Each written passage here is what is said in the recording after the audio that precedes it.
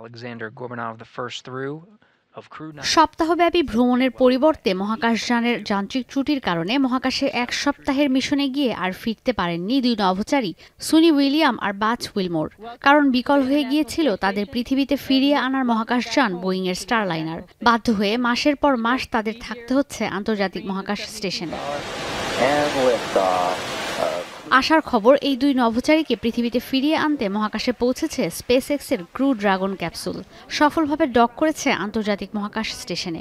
আগামী বছরের ফেব্রুয়ারিতে এই মহাকাশযানে করেই পৃথিবীতে ফিরবেন সুনি ও বাজ।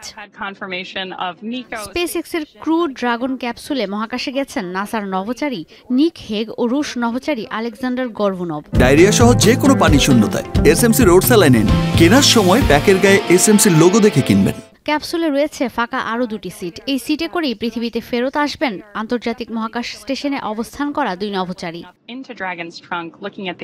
বৃহস্পতিবার এই ক্যাপসুল লঞ্চ করার কথা থাকলেও হারিকেন হেলেনের কারণে তা পিছিয়ে যায়। এর আগে গেল 5 জুন বোয়িংয়ের স্টারলাইনারে করে আন্তর্জাতিক মহাকাশ স্টেশনে যান দুই নভোচারী। ফ্লাইটের সময় বেশ কয়েকটি সমস্যায় পড়তে হয় এই মহাকাশযানকে। প্রকৌশলীরা অনেকদিন চেষ্টা করেও সমস্যার কোনো সুরাহা করতে না পারায় সেই স্টারলাইনারে করে আর ফেরত আসেন না দুই নভোচারী। 2014 সালে একই সময়ে মার্কিন বিমান নির্মাতা প্রতিষ্ঠান বোয়িং আর মহাকাশ গবেষণা সংস্থা স্পেসএক্সের সঙ্গে মহাকাশে নভোচারী পাঠাতে 420 ও 260 কোটি ডলারের চুক্তি করে নাসা। স্পেসএক্স প্রতিষ্ঠিত হয় 2020 সালে। এটি প্রথম বেসরকারি প্রতিষ্ঠান যেটি নভোচারী নিয়ে আন্তর্জাতিক মহাকাশ স্টেশনে গেছে। ঈশিতা ব্রহ্ম, এখন বিশ্ব।